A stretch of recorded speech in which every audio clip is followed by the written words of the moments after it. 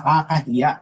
Nakakahiya na ang ating bansa ay napapabilang sa mga pinaka-corrupt, no, na bansa sa Southeast Asia, no, kagaya ng mga bansang kagaya ng Myanmar, Laos at Cambodia. Yan ang mga kabarkada natin ngayon sa Southeast Asia, MJ, no? It's really embarrassing. Nakakahiya na naging ganyan ang sitwasyon ng ating bansa. As yung ating gobyerno sa ngayon, hindi siya seryoso in terms of addressing yung mga fundamental problems ng ating ekonomiya, kabilang na rin yung issue ng graft and corruption. Nasa na yung mga policy in terms of halimbawa, pag-welcome ng mga electric cars. So, kailangan natin maging resilient kasi mag-diversify na tayo in terms of our dependence sa crudo.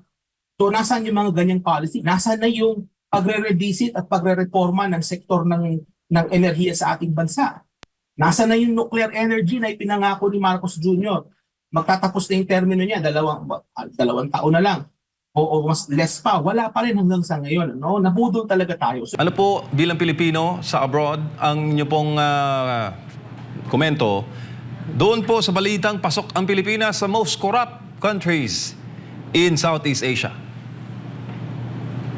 Alam mo, isang word ang ma-describe ko dyan, MJ, nakakahiya.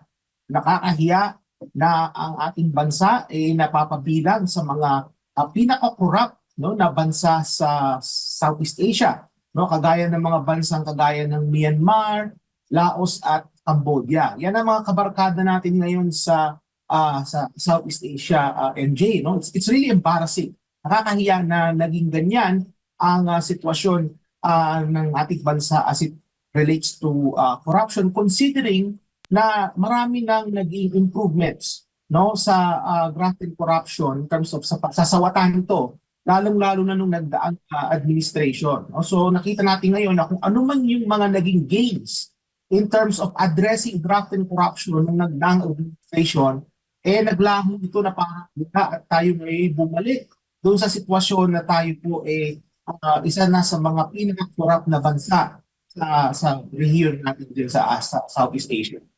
So again, to characterize it in one word, nakakahiya. Opo, Doc, pero sinasabi naman po ng pamahalaan na patuloy namang nagkakaroon tayo ng economic fundamentals ayon sa BSP at DOF. Pero not concerning, itong mga nangyayaring korupsyon ngayon sa Pilipinas, may epekto ba yun, Doc? Ekonomiya, korupsyon? Kasi kung titingnan mo kasi on paper, no, okay yung fundamentals natin. Makikita mo yung rate of inflation, makikita mo yung GDP growth. In paper, stable yung fundamentals. Ito sabihin ng stable, hindi siya nagpa-fluctuate, kumbaga steady lang siya. But it doesn't mean na nasa magandang lagay ang ating ekonomiya. In fact, it's the opposite. No? Yung nakikita natin sitwasyon sa ating bansa as a result of this conflict sa Middle East, na-highlight dito, MJ, yung vulnerability ng ating ekonomiya.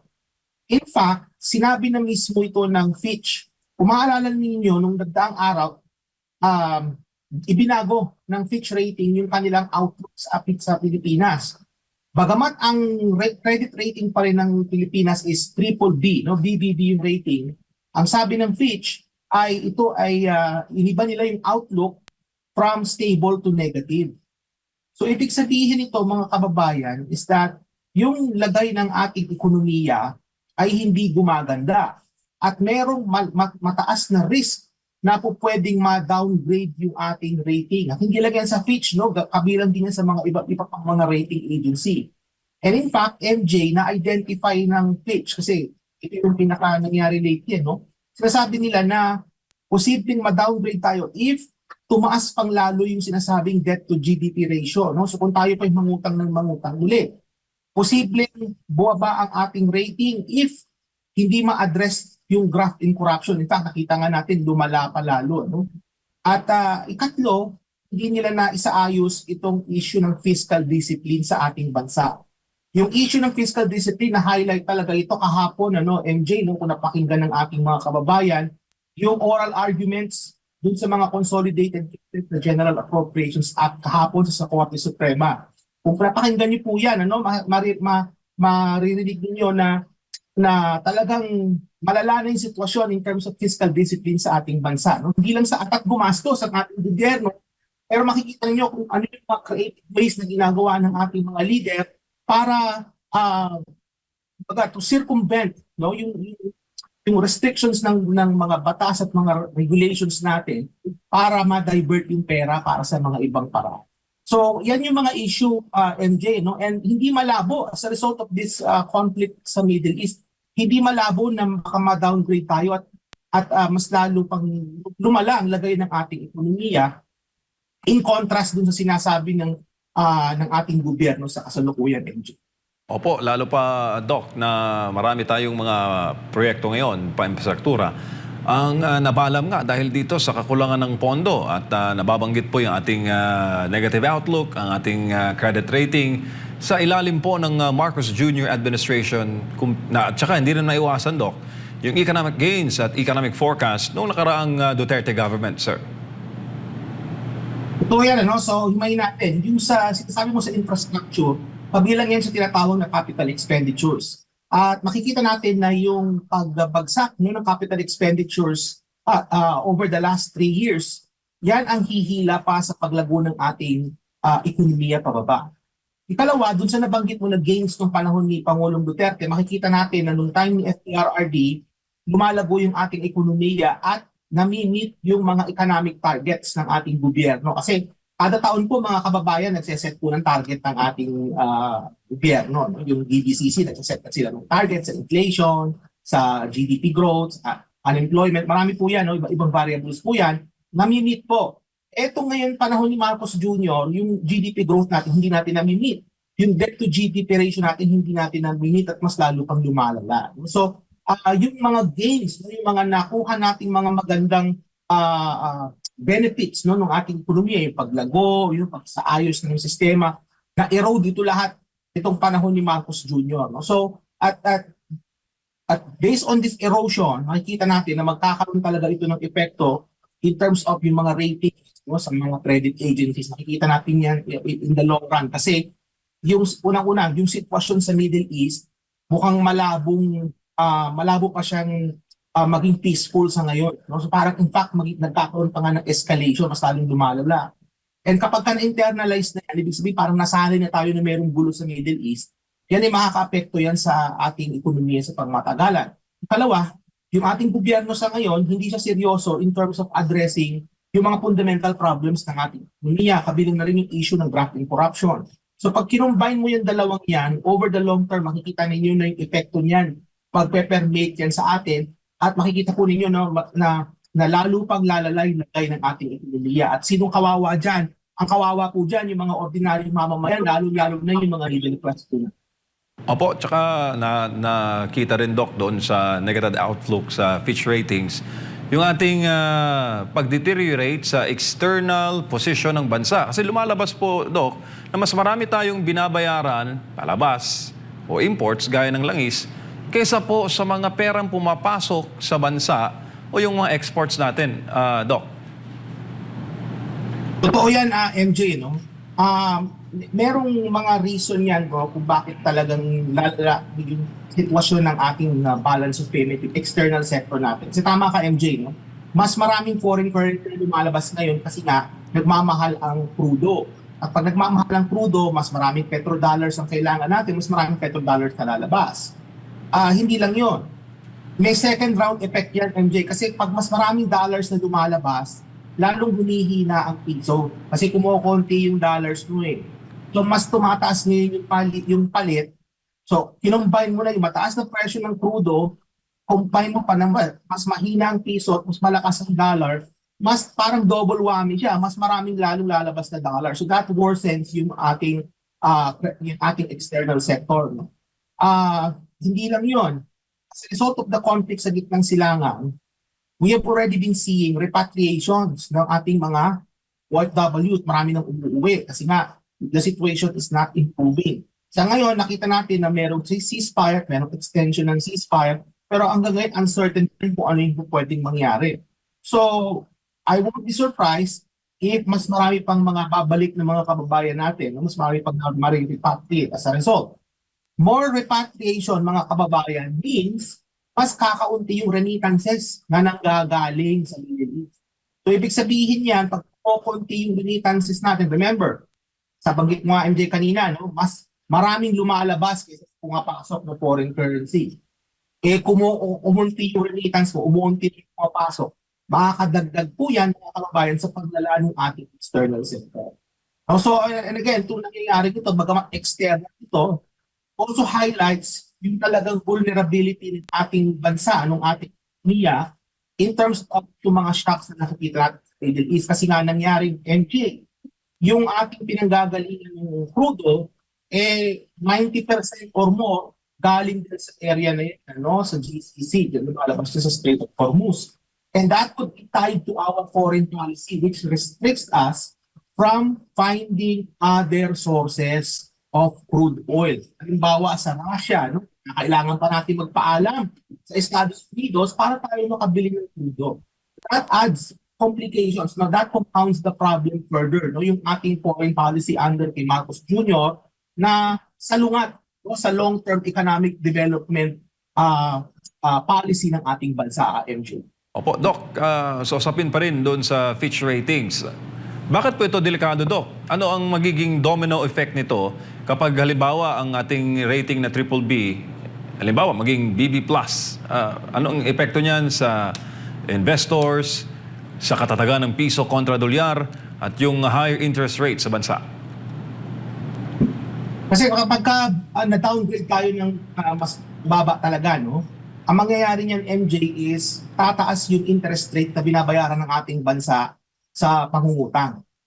So, ibig sabihin, kung ano man yung stock ng utang natin ngayon, ano, magkakaroon niya ng impact kasi nga, nag-downgrade yung credit rating mo. So, tataas yung interest rate. Yun yung una. Ikalawa, itong mga credit ratings na ito, itong mga Fitch ratings na ito'y tinitingnan ng mga foreign investors, MJ. Bago sila halimbawa mag-desisyon kung saan sila mag-i-invest, they look at several pieces of information. And kabilang dyan sa information na tinitingnan nila, ito mga credit ratings na ito. Lalong-lalo na halimbawa sa mga lenders na magpapautang privately, no, mapapautang sa gobyerno natin or maglalagak ng investment dyan sa ating bansa. So kapag tayo na downgrade, ang mangyayari niyan is mas lalong konti pa yung papasok na investment sa ating bansa. Magkakaroon ito ng impact sa job generation. Kasi kung titinan mo MJ, no, yung mga nalilikang trabaho sa ating bansa, a significant portion of that comes from greenfield investments. Ibig sabihin yung mga pumapasok na investment sa bansa na nag-generate ng mga trabaho. So makaka-apekto ng epekto yan sa unemployment. May epekto din yan sa ating exchange rate. Nabanggit natin yan kanina, MJ. Kasi kapag kumonti yung foreign investment na pumapasok, o konti halimbawa yung dollar na pumapasok, mas maraming lumalabas, mas lalong lalala, mas lalong maghihina o yung piso kontra sa dolyar, mas lalong magmamahal yung ini-import natin, sisipa lalo ang inflation pataas. So yan yung impact. No? Hindi lang yan, MJ. One more thing, very important, is that kapag mataas yung interest rate natin, dahil nga sa result of a downgrade, kumukunti ngayon yung options ng ating gobyerno para mangutang. Kasi ang maganda, kapag mataas ang credit rating ng isang bansa, maliit lang yung interest na binabayaran at maraming gusto magpautang sa kanya at a lower rate. Pero sa nakikita natin ngayon, kapag if nagkaroon ng downgrade o konti yung mga pwedeng magpautang, mas malilimitahan ngayon yung tinatawag na, hindi naman siya fiscal space, but fiscal opportunities ng ating gobyerno para makalikom ng enough na resources para matuloy yung mga proyekto. Magkakaroon po tayo ng problema sa infrastruktura. No? So makikita natin yan over the medium term, yung epekto niyan. Ano? And again, MJ, I just want to say this, hindi ako masusurpresa if mada-downgrade yung ating rating kasi sa trend ngayon nakikita na natin, no? Yung sa graft corruption, hindi na-address. Yung mga dapat na alam naman natin, no, na mga mastermind nitong graft corruption sa ating bansa, hindi pa rin sila napapakulong. Ang mga napapakulong, yung mga maliit lang, yung mga hindi naman talaga related. Ano? Ikalawa is nakikita natin in terms of yung ating economic policy, hindi na-address yung mga long-term solutions. So halimbawa, makita mo ngayon, nagbibigay tayo ng ayuda, pero puro temporary fixes lang. Nasa na yung mga policy in terms of halimbawa, welcome ng mga electric cars. No, kailangan natin maging resilient kasi mag-diversify na tayo in terms of our dependence sa crudo. So nasaan yung mga ganyang policy? Nasaan na yung pagre-revisit at pagre-reforma ng sektor ng enerhiya sa ating bansa? Nasaan na yung nuclear energy na ipinangako ni Marcos Jr.? Magtatapos na yung termino niya, dalawang taon na lang. O mas less pa. Wala pa rin hanggang sa ngayon. No? Nabudol talaga tayo. So yun yung nangyari dyan mga kababayan. So I won't be surprised. And maganda na mention ko na rin yung word na budol. Ano? Yung budol na yan ang magli-lead sa atin sa pababa pa lalo ng ating credit rating at magkakaroon ng hindi magandang epekto sa ating ekonomiya over the medium term, Angel. Opo, bago lang po si Edmar. Doc, ano pong nakikita ninyo na saving grace natin o mga, kumbaga, last minute o mga magic bunot na inyo po nakikita na sa kabila po ng mga negative outlook ay patuloy pa rin patuloy pa rin nag-ooperate ang ekonomiya ng bansa. May epekto po ba yan sa ating gross international reserves, policy continuity, o may nakikita kayong epekto doon sa banking sector natin? Actually, MJ, sa basa ko, no, if there's any silver lining to this, nakita natin dito yung mga bansa na willing to help us in times of need. Ang kabilang sa mga bansang yan, MJ, is China. No, kung maalala ninyo, China ang ngayon ang nilalapitan ng ating gobyerno to ask for refined petroleum. Kasi ang China, bumibili sila ng crudo, halimbawa mula Russia, nire-refine nila yan, at pwede rin nilang ibenta yan sa atin. So, in spite of all the bad things that the Marcos Jr. administration said about China, at the end of the day, MJ, they're still going to China to ask for oil. Okay, so, and the Chinese, mabait ang China sa atin eh. Sasabihin ng China, pwede naman yan sabihin na, ayaw ko sa inyo, hindi ko kayo bibigyan kasi you've been saying not so good things about me. But yet, what China did was, okay, you can buy. Pwede. No? Ikalawa, MJ's Russia. In fact, may dumating na sa atin sa Pilipinas na ang shipment ng crudo na galing Russia. So yun yung nakikita ko, no, na in spite of all the challenges, yung mga bansang parang inaaway-away natin, may handa pa rin silang tumulong sa atin. No? So yun yung nakikita ko dyan. So ibig sabihin, in terms of foreign policy, mga kababayan, the Marcos Jr. administration, hindi pa naman huli ang lahat, MJ. They could still recalibrate their foreign policy to allow some form of flexibility. And with the goal of na kumalas, no, in terms of what the Americans are trying to do to us. Because kita mo sa ngayon, hindi ka basta-basta pwedeng bumili ng langis mula sa ibang bansa kagaya ng Russia. Kailangan magpaalam ka muna sa Treasury, sa US Treasury, sa Department ng, which one? Sa US government itself. You have to ask permission from them. So, nasa ng soberanya ng ating bansa. Diba? So, kumbaga, we need to have a coherent foreign policy as a way to mitigate, no, yung risks na nakikita natin as a result of this prolonged conflict sa Middle East, MJ. No? And of course, ang nakikita ko pa dito is meron tayong mga kababayan who are willing to stand up to the oppressive regime nito ni Marcos Jr. So, bakit ko nasabing oppressive? Kasi sa nakikita natin sa ngayon, in terms of sa graft and corruption, what we can see here is that ang dami nating mga kababayan naghihirap, and yet we see the politicians enriching themselves in the middle of this crisis. So may mga kababayan tayo who are willing to stand up, and we saw this last week, I believe, nung nagkaroon ng yung pag-unify ng mga iba't ibang true opposition groups against the current administration, yung RAGE, yung grupo na yan ni na Mayor Baste, at iba pa. This is a good sign na nagkakaroon ng consolidation ng opposition in response dito sa ginagawa sa Pilipinas, ng gobyerno ni Marcos Jr. na hindi maganda, kaya there is still time for Marcos Jr. to repent and to recalibrate. I hope na magkaroon sila ng pagbabago ng isip dyan, MJ.